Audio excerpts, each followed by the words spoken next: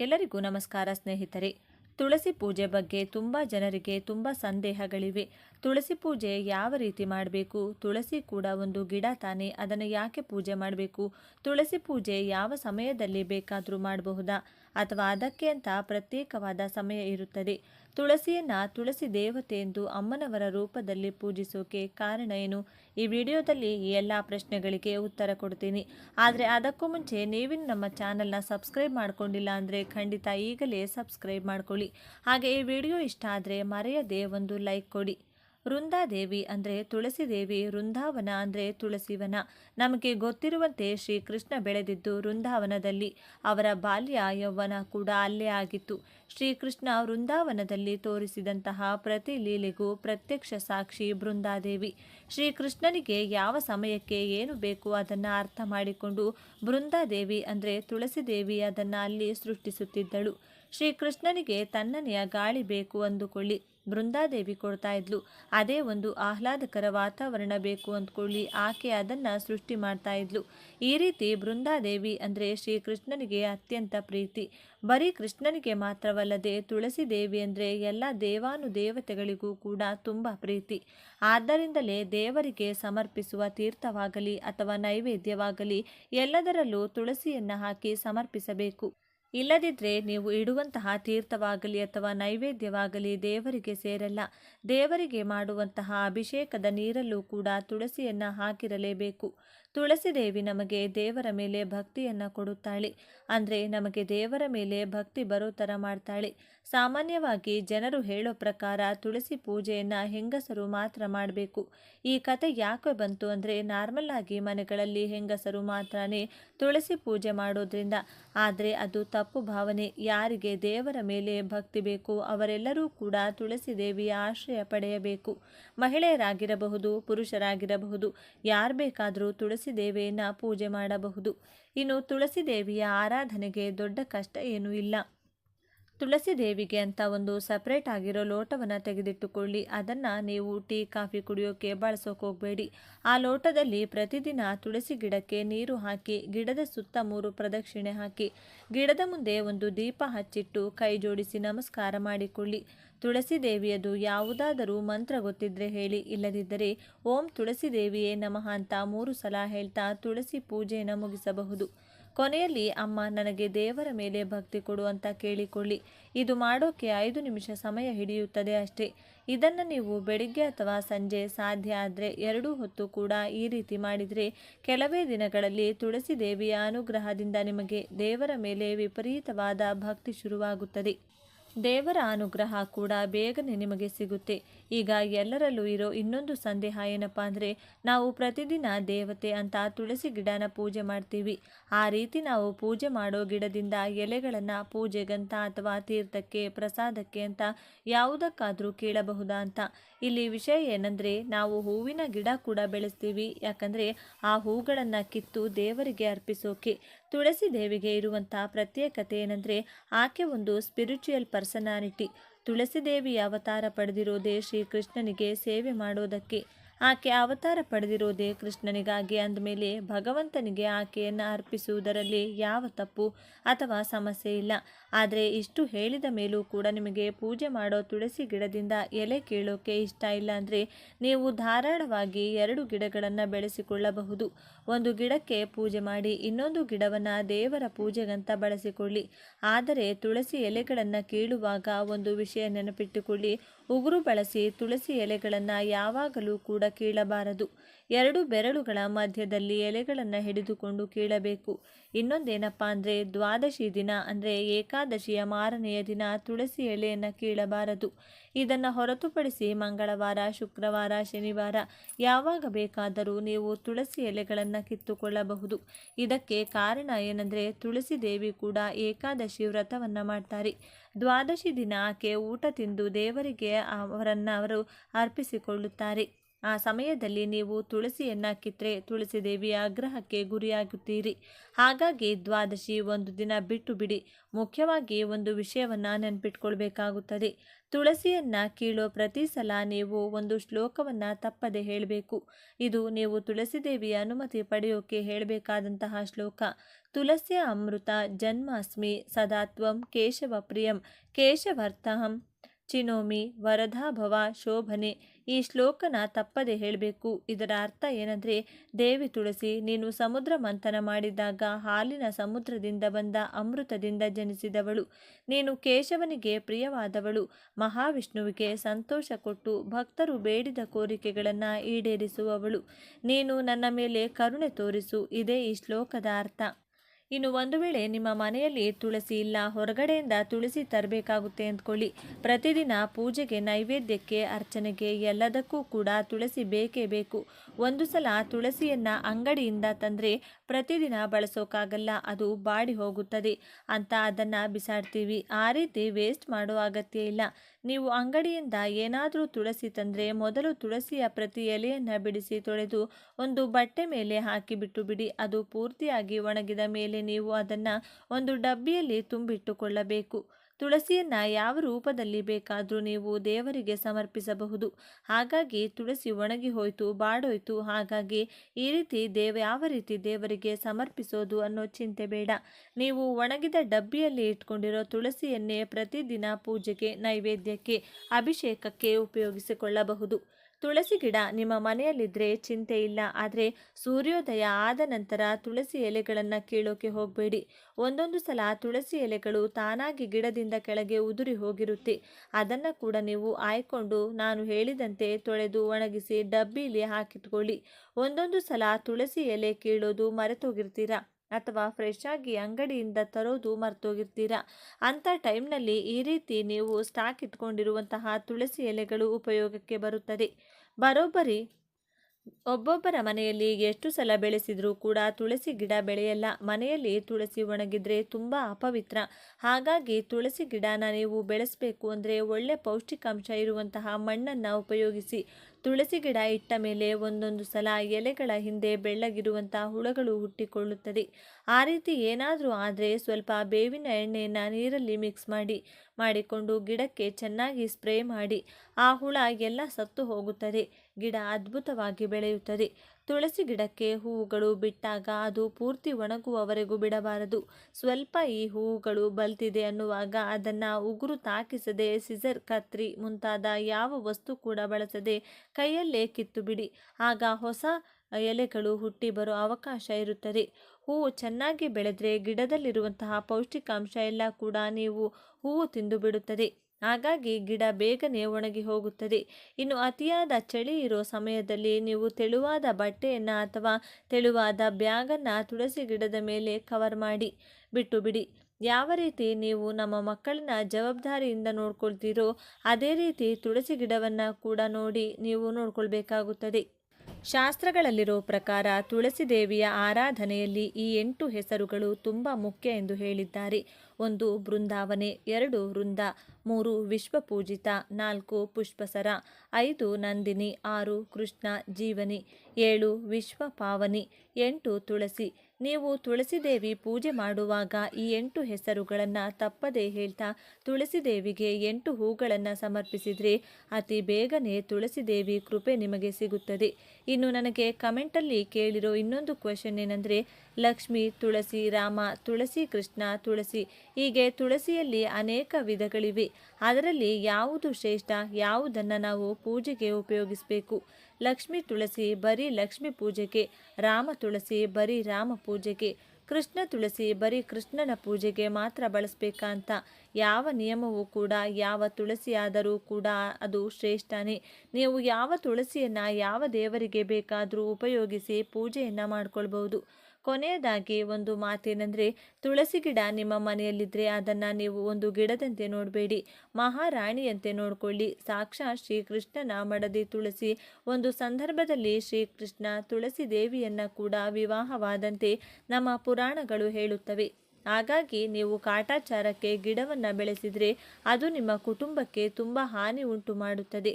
ನೀವು ತುಳಸಿ ಗಿಡ ಬೆಳೆಸುತ್ತಿದ್ದೀರಿ ಅಂದರೆ ಅದನ್ನು ತುಂಬ ಭಕ್ತಿಯಿಂದ ನೋಡಿಕೊಳ್ಬೇಕು. ನೀವು ಪ್ರತಿದಿನ 1 ಅಥವಾ 2 ಸಲ ಗಿಡಕ್ಕೆ ನೀರನ್ನು ಭಕ್ತಿಯಿಂದ ಅರ್ಪಿಸಬೇಕು. ನೀರು ಹಾಕುವಾಗ ತುಳಸಿ ದೇವಿ ಹೆಸರು 3 ಸಲ ಹೇಳ್ತಾ ನೀರು ಹಾಕಬೇಕು. ದೀಪ ಇಡುವಾಗಲೂ ತುಳಸಿ ದೇವಿಯ ಹೆಸರು 3 ಸಲ ಹೇಳ್ತಾ ದೀಪ ಇಡಬೇಕು. ತುಳಸಿ ದೇವಿ ಪೂಜೆ ಮಾಡೋದಾದರೆ ನಾನೀಗ ಹೇಳಿದಂಥ 8 ಹೆಸರುಗಳನ್ನು ಹೇಳಿಕೊಂಡು 8 ಹೂಗಳನ್ನು ಸಮರ್ಪಣೆ ಮಾಡಬೇಕು.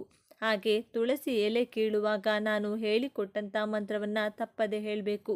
ಇದು ಯಾವುವು ಮಾಡೋಕ್ಕೆ ನಮಗೆ ಸಾಧ್ಯವಾಗಿಲ್ಲ ಅಂದರೆ ದಯವಿಟ್ಟು ತುಳಸಿ ಗಿಡವನ್ನು ಬೆಳೆಸೋಕೆ ಹೋಗಬೇಡಿ. ಯಾಕಂದರೆ ನೀವು ಕಾಟಾಚಾರಕ್ಕೆ ಬೆಳೆಸಿದರೆ ನಿಮ್ಮ ವಂಶನೇ ಕಷ್ಟದ ಪಾಲಾಗುತ್ತದೆ. ದೇವರ ಆಶೀರ್ವಾದ ಇಲ್ಲ ಅಂದರೂ ಕೂಡ ಪರವಾಗಿಲ್ಲ, ಆದರೆ ಶಾಪ ಮಾತ್ರ ಪಡ್ಕೊಳ್ಳೋಕೆ ಹೋಗಬೇಡಿ.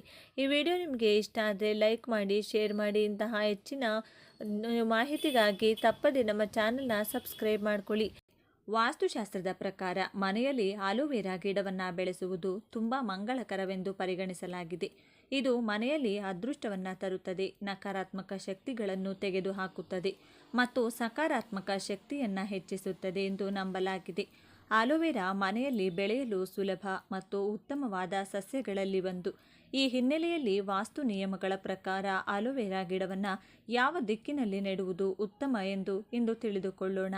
ಸ್ನೇಹಿತರೆ, ನಮ್ಮೆಲ್ಲರಿಗೂ ಕೂಡ ಲಕ್ಷ್ಮೀ ಕಟಾಕ್ಷ ಬೇಕು ಅಂದರೆ ಲಕ್ಷ್ಮೀ ದೇವಿಯ ಆಶೀರ್ವಾದ ಅನುಗ್ರಹ ಬೇಕು. ಲಕ್ಷ್ಮೀ ದೇವಿನ ಮೆಚ್ಚಿಸೋಕೆ ಅನೇಕ ಮಾರ್ಗಗಳಿವೆ.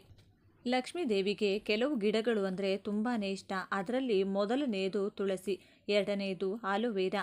ಈಗ ನಾವು ಈಗಾಗಲೇ ಹಲವಾರು ವಿಡಿಯೋಗಳಲ್ಲಿ ತುಳಸಿ ಗಿಡದ ಪೂಜೆ ಮಾಡೋದು ಹೇಗೆ, ತುಳಸಿ ಗಿಡಕ್ಕೆ ಸಂಬಂಧಪಟ್ಟ ಎಷ್ಟೋ ವಿಷಯಗಳನ್ನು ಹಂಚಿಕೊಂಡಿದ್ದೀವಿ. ಈ ವಿಡಿಯೋದಲ್ಲಿ ಆಲೋವೆರಾ ಗಿಡದಿಂದ ಏನು ಮಾಡಿದರೆ ಲಕ್ಷ್ಮೀ ದೇವಿಗೆ ಇಷ್ಟ ಆಗುತ್ತೆ ಅನ್ನೋದನ್ನು ನೋಡೋಣ. ಆದರೆ ಅದಕ್ಕೂ ಮುಂಚೆ ನೀವಿನ್ನು ನಮ್ಮ ಚಾನಲ್ನ ಸಬ್ಸ್ಕ್ರೈಬ್ ಮಾಡ್ಕೊಂಡಿಲ್ಲ ಅಂದರೆ ಖಂಡಿತ ಈಗಲೇ ಸಬ್ಸ್ಕ್ರೈಬ್ ಮಾಡ್ಕೊಳ್ಳಿ. ಹಾಗೆ ಈ ವಿಡಿಯೋ ಇಷ್ಟ ಆದರೆ ಮರೆಯದೆ ಒಂದು ಲೈಕ್ ಕೊಡಿ. ಎಲ್ಲರೂ ಭಕ್ತಿಯಿಂದ ಓಂ ಶ್ರೀ ಮಹಾಲಕ್ಷ್ಮಿ ನಮಃ ಅಂತ ಕಮೆಂಟ್ ಮಾಡಿ. ಸ್ನೇಹಿತರೆ, ಎಲ್ಲ ಗಿಡಗಳಲ್ಲೂ ಕೂಡ ಆಲೋವೆರಾ ಗಿಡಕ್ಕೆ ಜಾಸ್ತಿ ಶಕ್ತಿ ಇರುತ್ತದೆ. ಯಾವ ಮನೆಯಲ್ಲಿ ಆಲೋವೆರಾ ಗಿಡ ಇರುತ್ತೋ ಆ ಮನೆಯಲ್ಲಿ ಮುಕ್ಕೋಟಿ ದೇವತೆಗಳು ವಾಸ ಇರ್ತಾರೆ. ಒಂದು ಮಾತಲ್ಲಿ ಹೇಳಬೇಕು ಅಂದರೆ ಮುಕ್ಕೋಟಿ ದೇವತೆಗಳು ನಿಮ್ಮ ಮನೆಯಲ್ಲಿ ಸ್ಥಿರ ನಿವಾಸ ಹೂಡಬೇಕು ಅಂದರೆ ಖಂಡಿತವಾಗಿಯೂ ನಿಮ್ಮ ಮನೆಯಲ್ಲಿ ಆಲೋವೆರಾ ಗಿಡ ಇರಲೇಬೇಕು. ಮನೆಯಲ್ಲಿ ಆಲೋವೆರಾ ಗಿಡ ನೆಡುವಾಗ ಕೆಲವು ವಿಷಯಗಳನ್ನು ನೋಡಿಕೊಳ್ಳೋದು ಮುಖ್ಯ. ಈ ಸಸ್ಯವನ್ನು ಬೆಳೆಸುವುದರಿಂದ ಜೀವನದ ಕಷ್ಟಗಳಿಂದ ಪರಿಹಾರ ದೊರೆಯುತ್ತದೆ. ಆಲೋವೆರಾ ಗಿಡವಿರುವ ಮನೆಯಲ್ಲಿ ಪ್ರೀತಿ, ಸಂತೋಷ, ಸಂಪತ್ತು ಮತ್ತು ಪ್ರತಿಷ್ಠೆ ಹೆಚ್ಚಾಗುತ್ತದೆ ಎಂದು ವಾಸ್ತುಶಾಸ್ತ್ರ ಹೇಳುತ್ತದೆ. ಈ ಆಲೋವೆರಾ ಗಿಡದ ಎಲೆಗಳಲ್ಲಿ ಲಕ್ಷ್ಮೀ ದೇವಿ ವಾಸ ಇರ್ತಾಳೆ. ಆದರೆ ಆಲೋವೆರಾ ಗಿಡ ಮನೆಯಲ್ಲಿ ಬೆಳೆಸುವವರು ಒಂದು ಮಾತನ್ನು ಮಾತ್ರ ನೆನಪಿಟ್ಟುಕೊಳ್ಳಬೇಕು. ಮನೆಯಲ್ಲಿ ಸರಿಯಾದ ದಿಕ್ಕಿನಲ್ಲಿ ಆಲೋವೆರಾ ಗಿಡವನ್ನು ನೆಡೋದ್ರಿಂದ ಲಕ್ಷ್ಮೀ ದೇವಿಯ ಆಶೀರ್ವಾದ ಯಾವಾಗಲೂ ಆ ಮನೆಯ ಮೇಲೆ ಇರುತ್ತದೆ. ಸಂಪತ್ತಿಗೆ ಕೊರತೆ ಇರುವುದಿಲ್ಲ. ಈ ಗಿಡ ಯಾರ ಮನೆಯಲ್ಲಿದ್ದರೂ ಅವರ ಕುಟುಂಬದ ಸದಸ್ಯರು ಸಂತೋಷ ಪಡುತ್ತಾರೆ. ಸಮಾಜದಲ್ಲಿ ಖ್ಯಾತಿ ಮತ್ತು ಪ್ರತಿಷ್ಠೆ ಹೆಚ್ಚಾಗುತ್ತದೆ. ಆಲೋವೆರಾ ನೆಡಲು ಪೂರ್ವ ದಿಕ್ಕು ಉತ್ತಮ. ಈ ದಿಕ್ಕಿನಲ್ಲಿ ಆಲೋವೆರಾ ಗಿಡವಿದ್ದರೆ ಮಾನಸಿಕ ಶಾಂತಿ ಇರುತ್ತದೆ. ಮನೆಯ ಉತ್ತರ ಅಥವಾ ಪೂರ್ವ ದಿಕ್ಕಿನಲ್ಲಿ ಆಲೋವೆರಾ ಬೆಳೆಸುವುದರಿಂದ ಸಕಾರಾತ್ಮಕ ಶಕ್ತಿ ಬರುತ್ತದೆ. ಯಾವುದೇ ಆರೋಗ್ಯ ಸಮಸ್ಯೆಗಳು ನಿವಾರಣೆಯಾಗುತ್ತವೆ. ಆಲೋವೆರಾ ಗಿಡವನ್ನು ಆಗ್ನೇಯ ದಿಕ್ಕಿನಲ್ಲಿಯೂ ಬೆಳೆಸಬಹುದು. ಈ ದಿಕ್ಕಿನಲ್ಲಿ ಆಲೋವೆರಾ ಇಡುವುದರಿಂದ ಆದಾಯ ಹೆಚ್ಚಾಗುತ್ತದೆ. ಯಾರಾದರೂ ತಮ್ಮ ಕೆಲಸದಲ್ಲಿ ಪ್ರಗತಿಯನ್ನು ಬಯಸಿದರೆ ಮನೆಯ ಪಶ್ಚಿಮ ಭಾಗದಲ್ಲಿ ಈ ಗಿಡವನ್ನು ನೆಡಿ. ತಪ್ಪಾಗಿ ಸಹ ಆಲೋವೆರಾ ಸಸ್ಯವನ್ನು ವಾಯುವ್ಯ ದಿಕ್ಕಿನಲ್ಲಿಡಬೇಡಿ. ಇದರಿಂದ ವಿವಿಧ ಸಮಸ್ಯೆಗಳು ಉದ್ಭವಿಸುತ್ತವೆ. ವಾಸ್ತು ಪ್ರಕಾರ ಈ ದಿಕ್ಕು ಆರ್ಥಿಕ ಸಮಸ್ಯೆಗಳನ್ನು ಉಂಟು ಮಾಡುತ್ತದೆ. ನೀವು ಕಠಿಣ ಸಂದರ್ಭಗಳನ್ನು ಎದುರಿಸಬೇಕಾಗುತ್ತದೆ. ಅಶುಭ ಫಲಿತಾಂಶಗಳನ್ನು ನೀಡುತ್ತದೆ. ಪ್ರತಿಕೂಲ ಸನ್ನಿವೇಶಗಳನ್ನು ಆಹ್ವಾನಿಸುತ್ತದೆ. ಮನೆಯಲ್ಲಿ ಆಲೋವೆರಾ ಇಟ್ಟುಕೊಳ್ಳೋದು ಆರೋಗ್ಯಕ್ಕೆ ಒಳ್ಳೆಯದು. ಆರೋಗ್ಯ ಸಮಸ್ಯೆಗಳಿಂದ ಬಳಲುತ್ತಿರುವವರು ಇದನ್ನು ಮಲಗುವ ಕೋಣೆಯಲ್ಲಿಡಬಹುದು. ಬಾಲ್ಕನಿ ಅಥವಾ ಉದ್ಯಾನದ ಮೇಲೆ ಇರಿಸಿದರೆ ನಕಾರಾತ್ಮಕ ಶಕ್ತಿಗಳು ಮನೆಗೆ ಪ್ರವೇಶಿಸುವುದಿಲ್ಲ. ಆದ್ದರಿಂದ ಆಲೋವೆರಾ ಗಿಡವನ್ನು ಬೆಳೆಸುವಾಗ ವಾಸ್ತು ನಿಯಮಗಳನ್ನು ಪಾಲಿಸಬೇಕು ಮತ್ತು ಸರಿಯಾದ ದಿಕ್ಕನ್ನು ಆರಿಸಿಕೊಳ್ಳಬೇಕು. ಇನ್ನು ನೀವು ಆಲೋವೆರಾ ಗಿಡದಿಂದ ಫ್ರೆಶ್ ಆಗಿ ಜೆಲ್ ತೆಗೆದು ಅದನ್ನು ಲಕ್ಷ್ಮೀ ದೇವಿಗೆ ನೈವೇದ್ಯವಾಗಿ ಸಮರ್ಪಿಸಿ ಅದರ ನಂತರ ಆ ಜೆಲ್ಲನ್ನು ನೀವು ಸ್ನಾನ ಮಾಡುವ ನೀರಲ್ಲಿ ಮಿಕ್ಸ್ ಮಾಡಿಕೊಂಡು ಸ್ನಾನ ಮಾಡಿಕೊಂಡ್ರೆ ನಿಮ್ಮ ಮೈಯಲ್ಲಿರುವಂಥ ಎಲ್ಲ ದರಿದ್ರ ದೋಷ ನಿವಾರಣೆಯಾಗುತ್ತೆ. ಅಷ್ಟದರಿದ್ರ ಹೋಗಿ ಅಷ್ಟೈಶ್ವರ್ಯ ಪ್ರಾಪ್ತಿಯಾಗೋಕ್ಕೆ ಶುರುವಾಗುತ್ತದೆ. ಈ ಆಲೋವೆರಾ ಜೆಲ್ಲನ್ನು ಮಾರನೇ ದಿನ ಬೆಳಿಗ್ಗೆ ನೀವು ಸ್ನಾನ ಮಾಡುವಾಗ ನೀರಲ್ಲಿ ಮಿಕ್ಸ್ ಮಾಡಿಕೊಂಡು ಸ್ನಾನ ಮಾಡಿಕೊಳ್ಳಿ. ಈ ರೀತಿ ಮಾಡೋದ್ರಿಂದ ಆರ್ಥಿಕ ಸಮಸ್ಯೆಗಳೆಲ್ಲ ನಿವಾರಣೆಯಾಗುತ್ತದೆ, ಸಾಲದ ಬಾಧೆ ನಿವಾರಣೆಯಾಗುತ್ತದೆ, ಅಷ್ಟದರಿದ್ರ ಹೊರಟು ಹೋಗುತ್ತದೆ, ಅಷ್ಟೈಶ್ವರ್ಯ ನಿಮ್ಮದಾಗುತ್ತದೆ. ಇನ್ನು ನರದೃಷ್ಟಿ, ಕಣ್ಣು ದೃಷ್ಟಿ, ಭಯಾನಕ ದೋಷಗಳು, ಮನೆಯಲ್ಲಿರುವಂತಹ ನೆಗೆಟಿವ್ ಎನರ್ಜಿ, ಮೈಯಲ್ಲಿರುವಂತಹ ನೆಗೆಟಿವ್ ಎನರ್ಜಿ, ಹಾಗೆ ನೀವು ಯಾವುದೇ ಕೆಲಸಕ್ಕೆ ಕೈ ಹಾಕಿದ್ರೂ ಅದರಲ್ಲಿ ಸಕ್ಸಸ್ ಆಗಬೇಕು ಅಂದರೆ ಬೆಳಿಗ್ಗೆ 6ರಿಂದ 7 ಗಂಟೆ ಮಧ್ಯದಲ್ಲಿ ಈ ಟೈಮಲ್ಲಿ ಒಂದು ಚಿಕ್ಕ ಆಲೋವೆರಾ ಗಿಡ ತಗೊಂಡು ಅದನ್ನು ತಲೆ ಕೆಳಗಾಗಿ ಅಂದರೆ ಬೇರು ಮೇಲೆ ಬರಬೇಕು, ಎಲೆಗಳು ಕೆಳಗಡೆ ಬರಬೇಕು. ಈ ರೀತಿ ತಲೆ ಕೆಳಗಾಗಿ ಆಲೋವೆರಾ ಗಿಡವನ್ನು ನಿಮ್ಮ ಮೇನ್ ಡೋರ್ಗೆ ನೇತಾಕಿ. ಯಾವ ರೀತಿ ಈ ಆಲೋವೆರಾನ ಕಟ್ಟಬೇಕು ಅಂದರೆ ಮನೆ ಹೊರಗಿನಿಂದ ನೀವು ಒಳಗಡೆ ಬರುವಾಗ ಅಥವಾ ಒಳಗಡೆಯಿಂದ ಹೊರಗಡೆ ಹೋಗುವಾಗ ಆಲೋವೆರಾ ಗಿಡದ ಎಲೆ ಒಂದು ಚೂರಾದರೂ ನಿಮ್ಮ ತಲೆಗೆ ತಾಕುವಷ್ಟು ಕೆಳಗಡೆ ಈ ಗಿಡವನ್ನು ಕಟ್ಟಿರಬೇಕು. ಎಲ್ಲೋ ಮೇಲೆ ಕಟ್ಟಿದರೆ ಇದು ಪ್ರಯೋಜನವಾಗುವುದಿಲ್ಲ. ಇದಕ್ಕೆ ಕಾರಣ ಏನಂದರೆ ಯಾವಾಗಲೂ ಕೂಡ ನಮ್ಮ ಮೈ ಮೇಲೆ ಶನಿ ಪ್ರಭಾವ ಅನ್ನೋದು ತಲೆ ಕೂದಲಿನಲ್ಲಿ ಅಧಿಕವಾಗಿರುತ್ತದೆ. ಇದರಿಂದಾನೇ ತಲೆ ಕೂದಲು ಮನೆಯಲ್ಲಿ ಬಿದ್ದರೆ ದರಿದ್ರ ಬರುತ್ತೆ, ತಲೆ ಕೂದಲು ತುಳಿದ್ರೆ ಶನಿ ದೋಷ ಬರುತ್ತೆ ಅಂತೆಲ್ಲ ಹೇಳೋದು. ಈ ಆಲೋವೆರಾ ಗಿಡದ ಎಲೆ ನಮ್ಮ ತಲೆಗೆ ತಾಕೋದ್ರಿಂದ ಶನಿಗೆ ಸಂಬಂಧಪಟ್ಟ ಎಲ್ಲ ದೋಷಗಳು ಅಂದರೆ ಶನಿ ದೋಷ, ಶನಿ ಪೀಡೆ ಇವೆಲ್ಲ ಕೂಡ ಹೊರಟು ಹೋಗುತ್ತೆ ಅಂತ ಪಂಡಿತರು ಹೇಳ್ತಾರೆ. ಪ್ರತಿದಿನ ನೀವು ಮನೆಯಿಂದ ಹೊರಗೆ ಹೋಗುವಾಗ, ಹೊರಗಡೆಯಿಂದ ಮನೆಗೆ ಬರುವಾಗ ಈ ಆಲೋವೆರಾ ಗಿಡದ ಎಲೆ ನಿಮ್ಮ ಕೂದಲಿಗೆ ತಾಕ್ತಾ ಇದ್ದರೆ ನಿಮ್ಮ ಮನೆ ಒಳಗಿರುವಂಥ ಸಕಾರಾತ್ಮಕ ಶಕ್ತಿ ಅಂದರೆ ಪಾಸಿಟಿವ್ ಎನರ್ಜಿ ಹೊರಗಡೆ ಹೋಗದೇ ಇರೋ ಥರ ಈ ಆಲೋವೆರಾ ಗಿಡ ತಡೆಯುತ್ತದೆ. ಅದೇ ರೀತಿ ಹೊರಗಡೆಯಿಂದ ನೀವು ಮನೆ ಒಳಗಡೆ ಬರುವಾಗ ಹೊರಗಡೆ ಇರುವಂತಹ ದುಷ್ಟಶಕ್ತಿಗಳು, ಕೆಟ್ಟ ಶಕ್ತಿಗಳು, ದೃಷ್ಟಿದೋಷ ಇದೆಲ್ಲ ಕೂಡ ಮನೆ ಒಳಗಡೆ ಬರೋದಕ್ಕೆ ಆಗಲ್ಲ. ಈ ಆಲೋವೆರಾ ಗಿಡ ಅದನ್ನು ಹೊರಗಡೆ ಕಳಿಸಿಬಿಡುತ್ತೆ. ಬಾಗಿಲಿಗೆ ಕಟ್ಟಿರುವಂಥ ಆಲೋವೆರಾ ಗಿಡ ಒಣಗೋದ್ರೆ ಮತ್ತೆ ಮಂಗಳವಾರ ಬೆಳಿಗ್ಗೆ 6ರಿಂದ 7 ಗಂಟೆ ಮಧ್ಯದಲ್ಲಿ ಬೇರೆ ಗಿಡವನ್ನು ಚೇಂಜ್ ಮಾಡಿಕೊಳ್ಳಿ. ಇನ್ನು ಆಲೋವೆರಾ ಒಂದು ಅದ್ಭುತ ಗಿಡ. ನೋಡಲು ಸುಂದರವಾಗಿ ಕಾಣುವ ಈ ಗಿಡ ಕಡಿಮೆ ನಿರ್ವಹಣೆಯನ್ನು ನಿಮ್ಮಿಂದ ನಿರೀಕ್ಷೆ ಮಾಡುತ್ತೆ ಮತ್ತು ಹೆಚ್ಚಿನ ಬಗೆಯ ಪ್ರಯೋಜನಗಳನ್ನು ನಮಗೆ ಕೊಡುತ್ತೆ. ನಿಮಗೆ ಗೊತ್ತಿರುವ ಹಾಗೆ ಇದೊಂದು ಸೌಂದರ್ಯವರ್ಧಕವಾಗಿ ಕೆಲಸ ಮಾಡುತ್ತದೆ ಎನ್ನುವುದರಲ್ಲಿ ಯಾವುದೇ ಅನುಮಾನವಿಲ್ಲ. ಒಂದು ವೇಳೆ ಮನೆಯಲ್ಲಿ ಅಥವಾ ಮನೆಯ ಟೆರೆಸ್ನಲ್ಲಿ ನೀವು ಆಲೋವೆರಾ ಬೆಳೆಯಬೇಕು ಅಂದ್ಕೊಂಡ್ರೆ ಇಲ್ಲಿದೆ ನಿಮಗಾಗಿ ವಿಶೇಷ ಉಪಯೋಗಗಳು. ಇವುಗಳನ್ನು ಅನುಸರಿಸಿ ಸುಂದರವಾದ ಮತ್ತು ದೊಡ್ಡದಾದ ಆಲೋವೆರಾ ಗಿಡವನ್ನು ಬೆಳೆಯಬಹುದು. ಬೆಳೆಯಲು ನೀವು ಪಾಟ್ ಆಯ್ಕೆ ಮಾಡಿ. ನೀವು ಮೊದಲ ಬಾರಿಗೆ ಆಲೋವೆರಾ ಬೆಳೀತಿದ್ದೀರಿ ಎಂದಾದರೆ ಪಾಟ್ ಆಯ್ಕೆ ಬಹಳ ಮುಖ್ಯವಾಗುತ್ತದೆ. ಆಲೋವೆರಾದ ಬೇರುಗಳು ತುಂಬ ಚಿಕ್ಕದಿರುತ್ತವೆ ಮತ್ತು ಉದ್ದವಾಗಿ ಬೆಳೆಯುವುದಿಲ್ಲ. ಹೀಗಾಗಿ ನೀವು ಉದ್ದವಾದ ಪಾಟ್ ಆಯ್ಕೆ ಮಾಡುವ ಬದಲು ಸ್ವಲ್ಪ ಅಗಲವಾದ ಪಾಟ್ ಆಯ್ಕೆ ಮಾಡೋದ್ರಿಂದ ಆಲೋವೆರಾದ ಎಲೆಗಳು ಹರಡಿಕೊಳ್ಳಲು ಅನುಕೂಲವಾಗುತ್ತದೆ. ಮಣ್ಣಿನ ಅಗತ್ಯತೆ. ಪಾಟ್ ಆಯ್ಕೆ ಮಾಡಿದ ನಂತರದಲ್ಲಿ ನಿಮ್ಮ ಆಲೋವೆರಾ ಗಿಡ ಚೆನ್ನಾಗಿ ಬೆಳೆಯಬೇಕು ಅಂದರೆ ಅದಕ್ಕೆ ತೋಟದ ಮಣ್ಣು, ಸ್ವಲ್ಪ ಬೇವು ಗೊಬ್ಬರ, ವರ್ಮಿ ಕಾಂಪೋಸ್ಟ್, ಕೋಕೋಫೀಟ್ ಮತ್ತು ಸಾವಯವ ಗೊಬ್ಬರವನ್ನು ಮಿಕ್ಸ್ ಮಾಡಿ ಹಾಕಿ. ಇದರಿಂದ ಗಿಡದ ಗುಣಮಟ್ಟ ಕ್ರಮೇಣವಾಗಿ ಅಭಿವೃದ್ಧಿಯಾಗುತ್ತದೆ. ಸೂರ್ಯನ ಬಿಸಿಲು ಅಗತ್ಯ. ಆಲೋವೆರಾ ಗಿಡ ಸಾಮಾನ್ಯವಾಗಿ ಸೂರ್ಯನ ಬಿಸಿಲಿನಲ್ಲಿ ಚೆನ್ನಾಗಿ ಬರುತ್ತದೆ ಎಂದು ಹೇಳುತ್ತಾರೆ. ಎಲೆಗಳು ದಪ್ಪ ಇರೋದ್ರಿಂದ ಇದಕ್ಕೆ ಸೂರ್ಯನ ಬಿಸಿಲು ಬಹಳ ಅಗತ್ಯ. ಎಷ್ಟು ಪ್ರಮಾಣದಲ್ಲಿ ಬಿಸಿಲು ಬೀಳುತ್ತದೆ ಅಷ್ಟು ಚೆನ್ನಾಗಿ ಗಿಡ ಬರುತ್ತದೆ. ಸೂರ್ಯನ ನೇರವಾದ ಬಿಸಿಲು ಗಿಡದ ಮೇಲೆ ಬೀಳುವಂತೆ ಆಲೋವೆರಾ ಪಾಟ್ ಇರಿಸಿ. ನೀರಿನ ಅವಶ್ಯಕತೆ. ಅನುಭವಿಗಳು ಹೇಳುವ ಹಾಗೆ ಆಲೋವೆರಾ ಗಿಡಕ್ಕೆ ಹೆಚ್ಚಿನ ನೀರಿನ ಅಗತ್ಯವಿರುವುದಿಲ್ಲ. ಹಾಗಾಗಿ ನಾವು ಮೇಲೆ ಇದಕ್ಕೆ ಕಡಿಮೆ ನಿರ್ವಹಣೆ ಅಗತ್ಯವಿದೆ ಎಂದು ಹೇಳಿದ್ದು. ಹೀಗಾಗಿ ಕುಂಡದಲ್ಲಿ ನೀರಿನ ಅಂಶ ಸಂಪೂರ್ಣವಾಗಿ ಒಣಗಿ ಹೋಗುವವರೆಗೂ ಕಾಯ್ದು ಆ ನಂತರ ಮತ್ತೆ ನೀರು ಹಾಕಿ. ಕತ್ತರಿಸಿದರೆ ಚೆನ್ನಾಗಿ ಬೆಳೆಯುತ್ತದೆ. ಮೊದಲ ಬಾರಿಗೆ ನೀವು ಆಲೋವೆರಾ ಬೆಳೆಯುತ್ತಿದ್ರೆ ಅದನ್ನು ಆಗಾಗ ಕಟ್ ಮಾಡಿ. ಚೆನ್ನಾಗಿ ಬೆಳೆದಿರುವ ಆಲೋವೆರಾ ಗಿಡದ ಬಳಿ ಇರುವಂತಹ ಸಣ್ಣ ಸಣ್ಣ ಗಿಡಗಳನ್ನು ಬೇರು ಸಮೇತ ತಂದು ಮನೆಯಲ್ಲಿ ಮೇಲೆ ಹೇಳಿದ ಹಾಗೆ ಮಣ್ಣಿನ ಮಿಶ್ರಣ ಮಾಡಿ ಬೆಳೆಸಬಹುದು. ತಾಪಮಾನದ ಮಿತಿ ಇರಲಿ. ಆಲೋವೆರಾ ಗಿಡ ಯಾವಾಗಲೂ ಒಂದು ಮಿತವಾದ ತಾಪಮಾನವನ್ನು ಬೆಳೆಯಲು ಬಯಸುತ್ತದೆ. ಅಂದರೆ ಹೊರಗಿನ ಬಿಸಿಲಿನ ತಾಪಮಾನ 30 ಡಿಗ್ರಿಗಿಂತ ಹೆಚ್ಚಿರಬಾರದು. ಇದರಿಂದ ಎಲೆಗಳು ಹಳದಿ ಬಣ್ಣಕ್ಕೆ ತಿರುಗುತ್ತವೆ ಮತ್ತು ಒಳಗಿನ ಜೆಲ್ ಹೊರಗೆ ಬರುತ್ತದೆ. ಹೀಗಾಗಿ ಅತಿಯಾದ ಬಿಸಿಲಿನ ಕಿರಣಗಳು ಆಲೋವೆರಾ ಗಿಡವನ್ನು ತಾಗದಂತೆ ರಕ್ಷಿಸಿ. ದೊಡ್ಡದಾದ ಮೇಲೆ ನೀವು ಬೆಳೆಸುತ್ತಿರುವ ಅಲೋವೆರಾ ಗಿಡವನ್ನು ನೀವು ಆಗಾಗ ಪಾಟ್ ಬದಲಿಸುವ ಅವಶ್ಯಕತೆ ಇಲ್ಲ. ಒಂದು ವೇಳೆ ಗಿಡ ದೊಡ್ಡದಾದಂತೆ ಅದರ ಬೇರುಗಳು ತಳಭಾಗ ತಾಗಿದಂತೆ ನೀವು ದೊಡ್ಡ ಪಾಟ್ ಆಯ್ಕೆ ಮಾಡಿ ಅದಕ್ಕೆ ನಿಮ್ಮ ಗಿಡವನ್ನು ವರ್ಗಾಯಿಸಬಹುದು. ವರ್ಗಾವಣೆಯ ಟಿಪ್ಸ್: ಅಲೋವೆರಾ ಗಿಡವನ್ನು ಒಂದು ಪಾಟ್ನಿಂದ ಇನ್ನೊಂದು ಪಾಟ್ಗೆ ಬದಲಿಸುತ್ತಿದ್ದೀರಿ ಅಂದರೆ ಪಾಟ್ ಹಂಚುಗಳಲ್ಲಿ ಮೊದಲಿಗೆ ಮಣ್ಣನ್ನು ಸಡಿಲ ಮಾಡಿ. ಇದಕ್ಕೆ ತಕ್ಕನಾದ ಸಲಕರಣೆ ನಿಮ್ಮ ಬಳಿ ಇರಬೇಕು. ಮಣ್ಣಿಗೂ ಪಾಟ್ಗೂ ಜಾಗ ಸಿಕ್ಕಿದ ನಂತರದಲ್ಲಿ ಅದನ್ನು ನಿಧಾನವಾಗಿ ಹೊಸ ಪಾಟ್ಗೆ ಬದಲಿಸಬಹುದು. ಹಳೆಯ ಎಲೆಗಳನ್ನು ಕತ್ತರಿಸುವುದು: ಯಾವಾಗ ಅಲೋವೆರಾ ಬೆಳೆದು ದೊಡ್ಡದಾಗಿ ಎಲೆಗಳು ಹಳದಿ ಬಣ್ಣಕ್ಕೆ ತಿರುಗುತ್ತವೆ ಅಂತಹ ಎಲೆಗಳನ್ನು ಒಂದು ಶುದ್ಧವಾದ ಚಾಕು ತೆಗೆದುಕೊಂಡು ತಳದಲ್ಲಿ ಕತ್ತರಿಸಿ. ಇದರಿಂದ ಹೊಸ ಅಲೋವೆರಾ ಎಲೆಗಳು ಬರಲು ಅನುಕೂಲವಾಗುತ್ತದೆ. ಯಾವಾಗ ಕತ್ತರಿಸಬೇಕು? ನೀವು ಅಲೋವೆರಾವನ್ನು ಒಂದು ವೇಳೆ ಅದರ ಜೆಲ್ಗಾಗಿ ಬೆಳೆಸುತ್ತಿದ್ದೀರಿ ಅಂದರೆ ಗಿಡ ಚೆನ್ನಾಗಿ ಅಗಲವಾಗಿ ಬರಲು ಅನುಕೂಲ ಮಾಡಿಕೊಡಿ. ಕತ್ತರಿಸುವ ಸಂದರ್ಭದಲ್ಲಿ ಬೇರಿನ ಬಳಿ ಕತ್ತರಿಸಿ. ಹೀಗೆ ಮಾಡುವುದರಿಂದ ನಿಮಗೆ ಪೂರ್ಣ ಪ್ರಮಾಣದಲ್ಲಿ ಅಲೋವೆರಾ ಜೆಲ್ ಸಿಗುತ್ತದೆ.